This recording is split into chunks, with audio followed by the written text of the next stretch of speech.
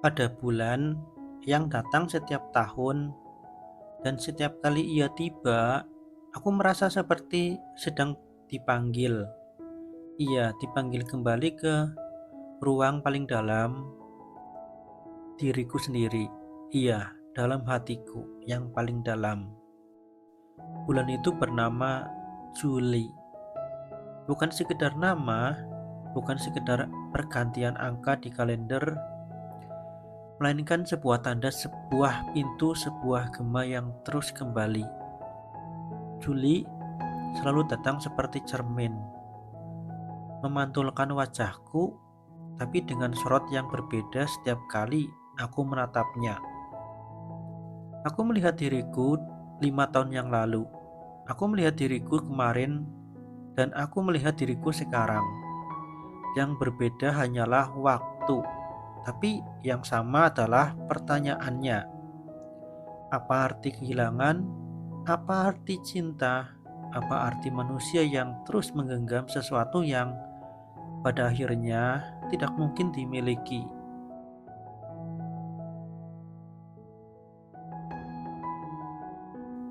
Kehilangan bukan sekedar perpisahan dengan seseorang. Kehilangan adalah ketika kita menyadari bahwa waktu bukan milik kita, bahwa apa yang kita genggam hanyalah titipan semesta dan kapan saja bisa diambil kembali. Kita hidup dengan ilusi bahwa kita memiliki, kita menyebut seseorang sebagai milikku, tapi menyebut perasaan sebagai punyaku. Tapi sejatinya tidak ada yang pernah benar-benar menjadi milik kita. Semua hanyalah singgah, semua hanyalah lewat. Juli datang untuk mengingatkanku akan hal itu, bahwa aku pernah mencintai, tapi cinta itu bukan milikku, bahwa aku pernah berharap, tapi harapan itu bukan janji semesta, bahwa aku pernah memeluknya, tapi setiap pelukan hanya pertemuan dua tubuh yang pada akhirnya akan kembali menjadi asing. Dan di sanalah letak kepedihan paling dalam, yaitu menyadari bahwa yang paling kita genggam justru yang paling mudah hilang.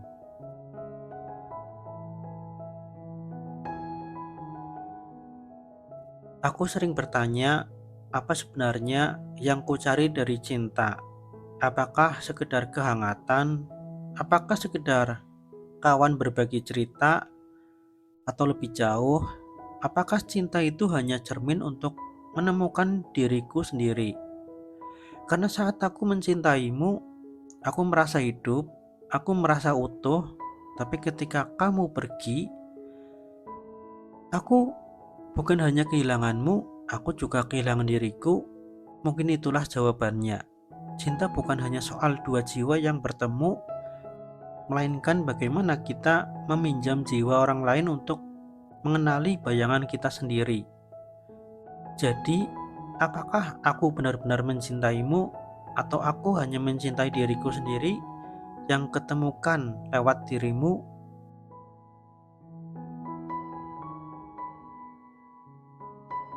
Juli menuntutku untuk berpikir lebih jauh tentang waktu. Waktu bukan garis lurus yang kita jalani dari lahir sampai akhirnya kita meninggal. Waktu adalah lingkaran. Setiap tahun kita kembali ke titik yang sama, tapi dengan diri yang berbeda. 5 tahun yang lalu, Juli adalah kehilangan. Tahun lalu, Juli adalah luka yang masih terbuka. Tahun ini, Juli adalah pertanyaan. Mungkin tahun depan, Juli akan jadi jawaban, atau justru jadi penghapus ketika semua kenangan ini benar-benar larut. Tapi disitulah ironi waktu. Ia menyembuhkan, tapi dengan harga yang mahal. Harga dari melupakan. Dan aku bertanya-tanya, mana yang lebih menakutkan? Mengalami sakit karena masih mengingat, atau merasa hampa karena sudah melupakan?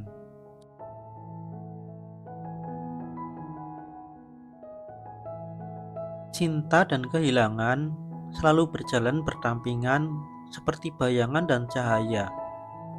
Tidak ada cinta tanpa kehilangan, dan tidak ada kehilangan tanpa cinta yang mendahuluinya.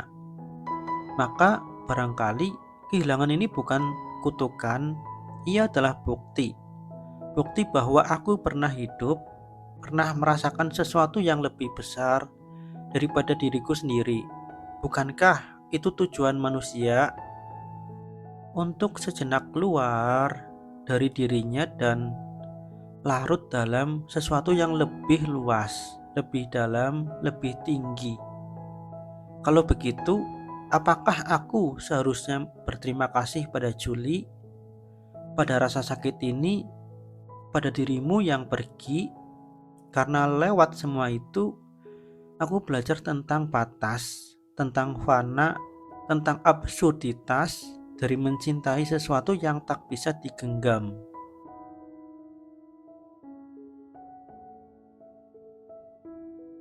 Tapi di balik semua renungan ini, aku tetaplah manusia. Aku tetap merasakan rindu. Aku tetap mendengar gemak suaramu dalam sepi. Aku tetap mencari wajahmu di keramaian, meski tahu kamu bukan lagi di sana. Filsafat mungkin bisa menjelaskan arti kehilangan, tapi filsafat tidak bisa menghapus air mata. Ia hanya memberiku alasan bahwa setiap air mata punya tempatnya.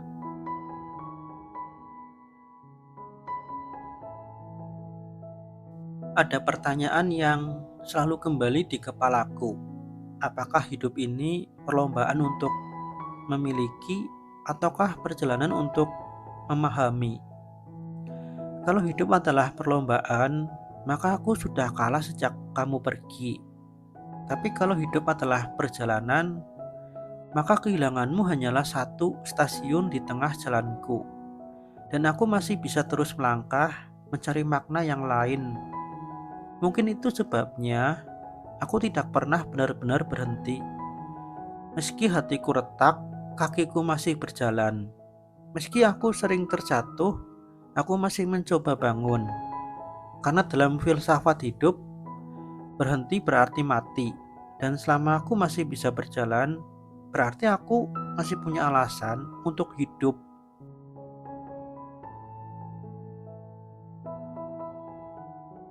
Bulan Juli ini adalah laboratorium eksistensi. Disinilah aku belajar bahwa manusia adalah makhluk yang rapuh tapi keras kepala.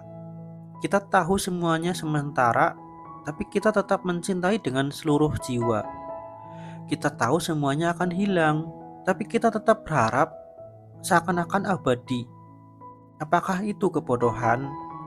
Atau justru itulah definisi manusia, yaitu makhluk yang berani mencintai sesuatu yang pasti hilang. Kalau begitu, aku tidak akan menyesal karena mencintaimu meski berakhir dengan kehilangan adalah bukti bahwa akulah masih manusia.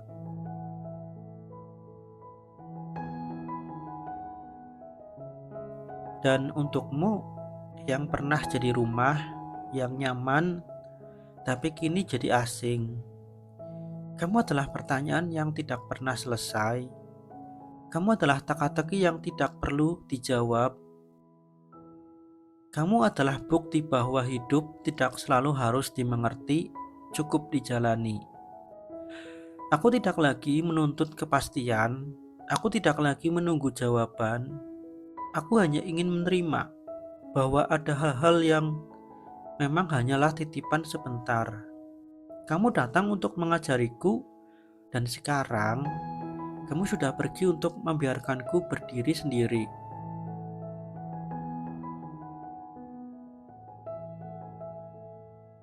Juli, sekali lagi kau datang. Kali ini aku tidak hanya menangis, tapi juga berpikir. Tidak hanya merindu, tapi juga merenung. Tidak hanya berpegang pada kenangan, tapi juga menatap ke dalam diriku sendiri. Dan aku tahu, suatu hari nanti aku akan mengerti bahwa semua kehilangan, semua luka, semua air mata hanyalah jalan pulang menuju pengenalan diri yang sejati. Dan malam ini aku menutup rekaman dengan satu kalimat. Untuk Juli, terima kasih karena telah menjadi cermin, menjadi luka sekaligus guru. Dan untukmu yang pernah singgah, aku akan selalu menyimpanmu. Iya, menyimpan semua kenangan, bukan sebagai milik, tapi sebagai tanda bahwa aku pernah mencintai sampai ke akar yang terdalam dari keberadaanmu.